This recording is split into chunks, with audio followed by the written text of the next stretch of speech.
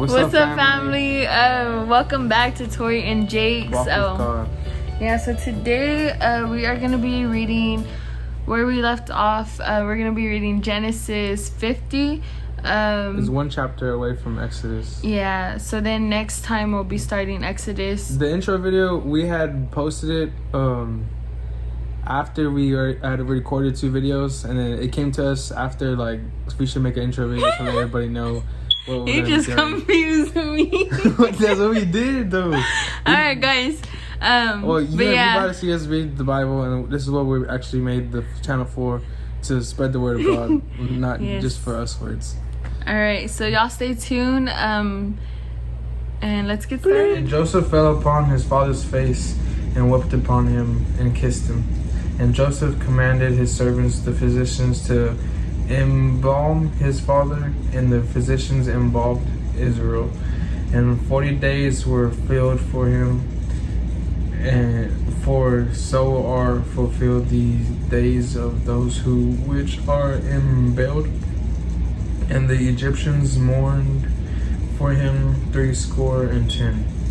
So our Bibles kind of say different things. I mean, it's the same, but mine uses like different words sometimes. Like more up-to-date type stuff. Yeah, so I'm gonna just read mine because it does say it different. Mine says, Joseph threw himself on his father and wept over him and kissed him. Then Joseph told the physicians who served him to embalm his father's body. So Jacob was embalmed. The embalming process took the usual 40 days, and the Egyptians mourned his death for 70 days. Embalm, that's like getting the body ready for burial. That's what I think. I think that's what that means. You could go on. Okay. And when the days of his mourning were past, Joseph spake unto the house of Pharaoh, saying, If now I have found grace in your eyes, speak, I pray you, in the ears of Pharaoh, saying, My father made me swear, saying, Lo, I die in my grave, which I dig for me in the land of Canaan. There shalt thou bury me. Now therefore let me go up, I pray thee, and bury my father, and I will come again. So he's telling Pharaoh if he had permission, because Joseph works for the Pharaoh. He's still a servant, but he's a high servant. He's the governor of all the land.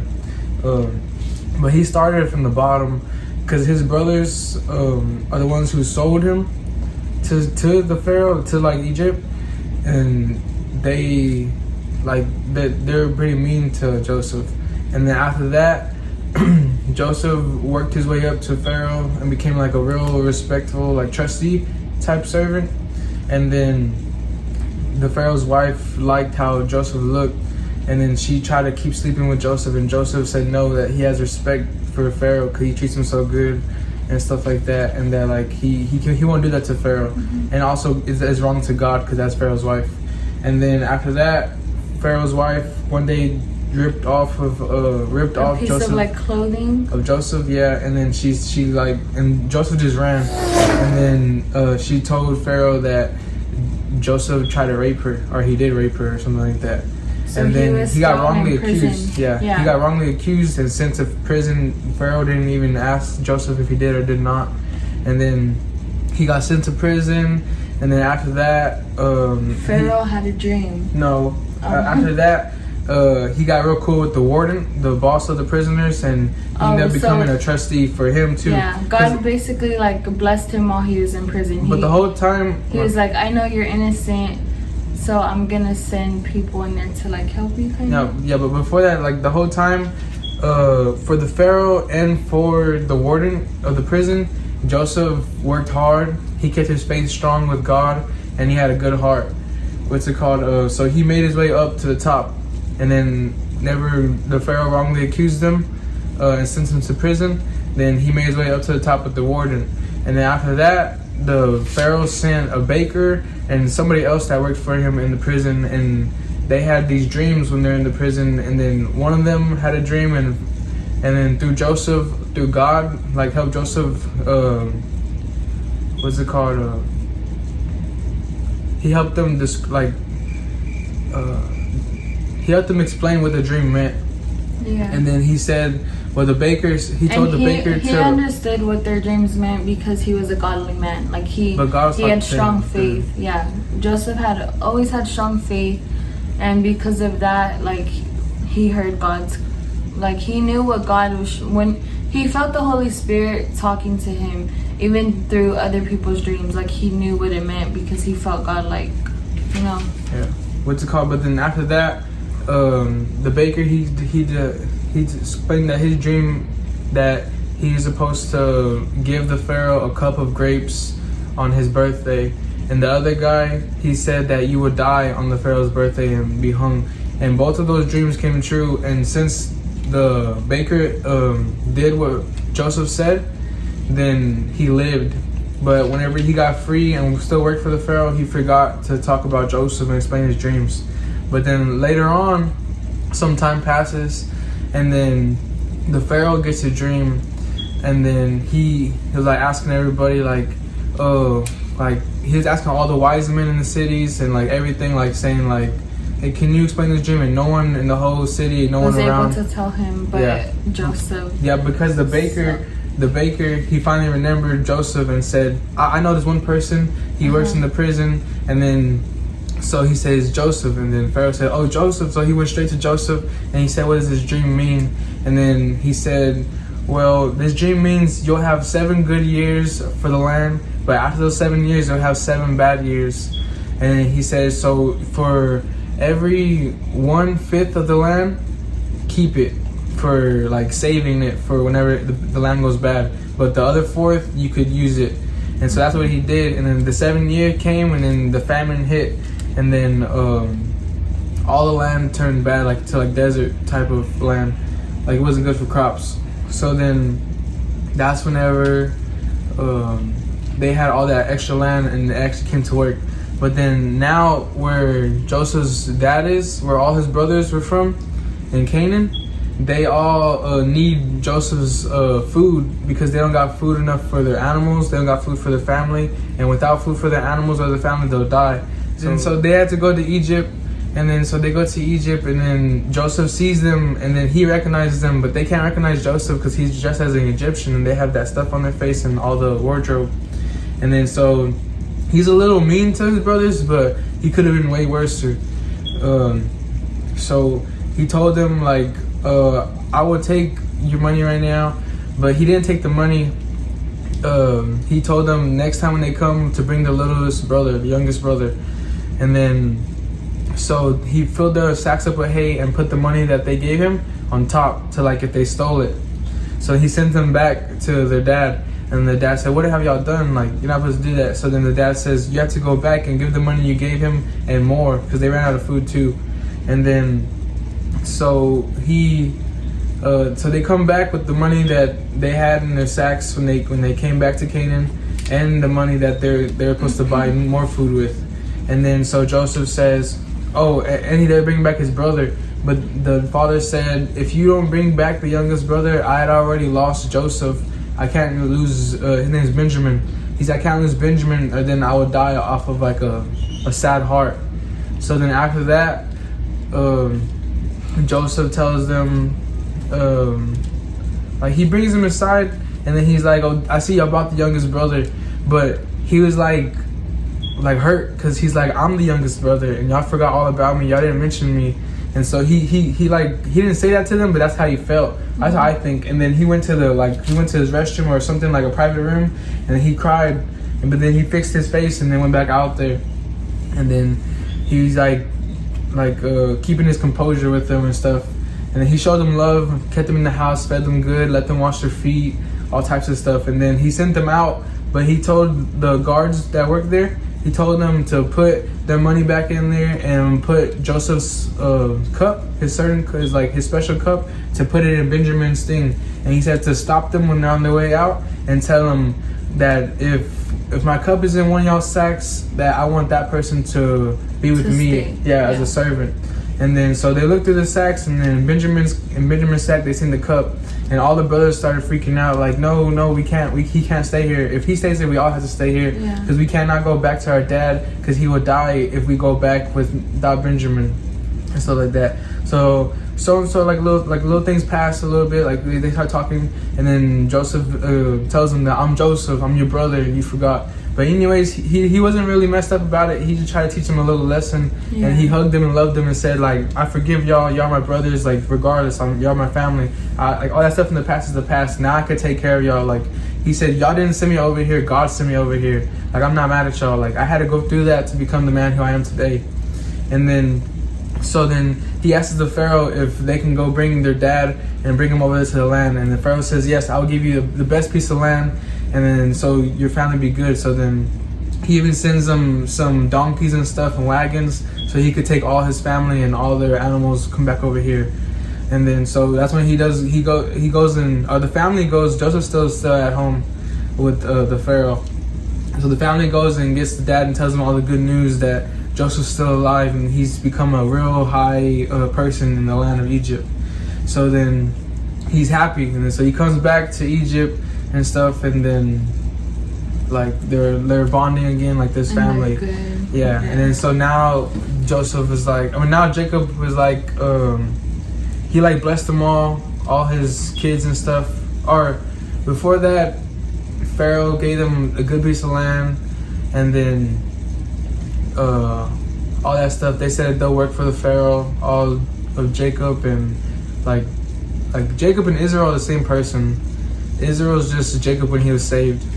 So Israel. So like his Bible says Israel and mine says Jacob, but they're referring to the same person. But it said that Jacob said at one time that Jacob was me whenever I was not like saved. So he was like, he's me when I was evil. He said, but Israel is me when I'm saved. Like he was like a godly man. So then there's another part I wanted to say too. So then after that, like he tells his dad that he could be, because the Pharaoh asked who you think could run all my animals and stuff like the best, and he said my father has the best experience. Yeah. And he said, okay, well, he can be in charge of all my animals. And then a little while passes, and then the people in the land, they run out of money to buy for the food. So then they run out of money, so then they start giving their animals to Pharaoh, and then they run out of their animals, and they're like, we just need food to survive. And then the Pharaoh said, okay, just give me your land and it's a deal. And then like to work for me too though. To give me your land and to work for me, then it's a deal. I'll give you stuff to survive. But he also gave the priest a certain amount of food. So the priest and everybody in the land, like the godly people in the land, like the priests, they didn't have to give money, so they were good regardless. So the Pharaoh always took care of his priests because he knew it was like he was strong in religion. And then after that, so then after he gave them the land and stuff, he said, he was still a nice guy. He said, I will let you keep 1/4 of your land for like he let them keep the land, but he letting them keep the crops. So he let you keep 1/4 of it, but that 1/5 he's gonna take. So then he's telling you also like not to be greedy, and that like as long as you show a kind heart, God got you. I feel like that one showed you have to have a lot of forgiveness in order to, you know, because if it would have been the opposite, you know, and Joseph didn't have forgiveness or like any of that, like they all would have missed their blessings, kind of. Yeah. And so whenever he came to the land, Israel, he was like 130 something, I think. But then a couple years passed, and then he finally like had all his family good, and he knew that Joseph was good. He knew all his sons were good, so he passed away. He said, now I could finally pass. Yeah, in peace. He was like happy. Yeah, he was happy. And that was just to catch you up to where we're at right now. Yeah, so that's what we've been reading. That's where we left off, just so y'all have like a recap. But before he died, he blessed all his sons and everything, and told them, and described them and stuff like that too. But yeah, now you caught up to where we're at. That was a lot. I hope y'all got it. Okay. Yeah. Where do we leave off? I was gonna read this top piece. Again? Yeah. Okay. I'll read from 5. My father made me swear, saying, Lo, I die in my grave, which I have digged for me in the land of Canaan. There shalt thou bury me. Now therefore let me go up, I pray thee, and bury my father, and I will come again. And Pharaoh said, Go up and bury thy father, according as he made thee swear. And Joseph went up to bury his father, and with him went up all the servants of Pharaoh, the elders of his house, and all the elders of the land of Egypt. And all the house of Joseph all the house of Joseph and his brethren and his father's house, only their little ones and their flocks and their herds they left in the land of Goshen. And there went up with him both chariots and horsemen, and it was a very great company. And they came to the threshing floor of Atad, which is beyond Jordan, and there they mourned with a great and very sore lamentation. And he made a mourning for his father 7 days. And when the inhabitants of the land and the Canaanites saw the mourning in the floor of Atad, they said, This is a grievous mourning in the Egyptians, wherefore the name of it was called Abulimizim, which is beyond Jordan. And his sons did unto him according as he commanded them. For his sons carried him into the land of Canaan, and buried him in the cave of the field of Machpelah, which Abraham bought with the field for a possession of a burying place of Ephron the Hittite, before Mamre. And Joseph returning to Egypt, he and his brethren and all that went up with him to bury his father. After he had buried his father, and when Joseph's brethren saw that their father was dead, they said to Joseph, Will peradventure hate us, and will certainly request us all the evil which we did unto him. So pause right there. So basically, Joseph's brothers are now becoming fearful. Now that their dad passed away, they're worried that Joseph is gonna kind of get revenge back on them for the things that they did to Joseph, for selling him and all that. So that's what that is saying. And they sent a messenger unto Joseph, saying, that part I didn't even get. You explained down to me. And they sent a messenger unto Joseph, saying, Thy father did command before he died, saying, So shall ye say unto Joseph, Forgive, I pray thee, now the trespass of thy brethren and their sins, for they did unto thee evil, and now we pray thee, forgive the trespass of the servants of the God of thy father. And Joseph wept when they spake unto him. So his brothers wrote the note, right? No, I don't think so. Because mine says, so they sent this message to Joseph. Before your father died, he instructed us to say to you, Please forgive your brothers for the great wrong they did to you, for their sin in treating you so crucially. So we, the servants of the God of your father, beg you to forgive our sin. When Joseph received the message, he broke down and wept. Then his brothers came and threw themselves down before Joseph. Look, we are your slaves, they said. So I think it was his dad that told them to send it. But I guess because Jacob, Israel, he was a godly man, so I feel like God told him exactly what to tell his sons. You need to tell them for forgiveness, because he does have a little bit of hate probably still in his heart. But you need to humble yourself and show Joseph that you are you work for Joseph right now, that you will work off the evil you've done, basically. Yeah, the sin that you've done to him. Okay. But Joseph replied, Don't be afraid of me. Am I God that I can punish you? You intended to harm me, but God intended it all for good. He brought me to this position so I could save the lives of many people. No, don't be afraid. I will continue to take care of you and your children. So he reassured them by speaking kindly to them. Let's pause right there and let's end it right there. No, let's keep going. We're almost done. Okay. Well, I really like that part that I just read. Why you like it? Because I feel like a lot of the times we go through hard times in life, and we could either have a good perspective with it and like turn to God, or we could be angry and blinded and blaming people. Yeah, you could. So basically, it's saying like, it says, "Don't be afraid of me. Am I God that I can punish you? You intended to harm me, but God intended it all for good. So what the enemy meant for evil, God turns it around and does it for good. That was good. If you trust and believe Him, that's like where you got to take a step Joseph, in faith. he had a real strong faith and a strong heart. Like through all that stuff, whether he got sold, whether he got wrongly accused, he still stayed strong faith through it all. So that really makes him a strong man. Yeah. For like, you know. And then even whenever his brothers come back, he had the power enough to just send people to murder them if he wanted to. Yeah. But he said, He no, didn't those are do his that. family. Like, he's not even like that. Like, he's a strong, loving person.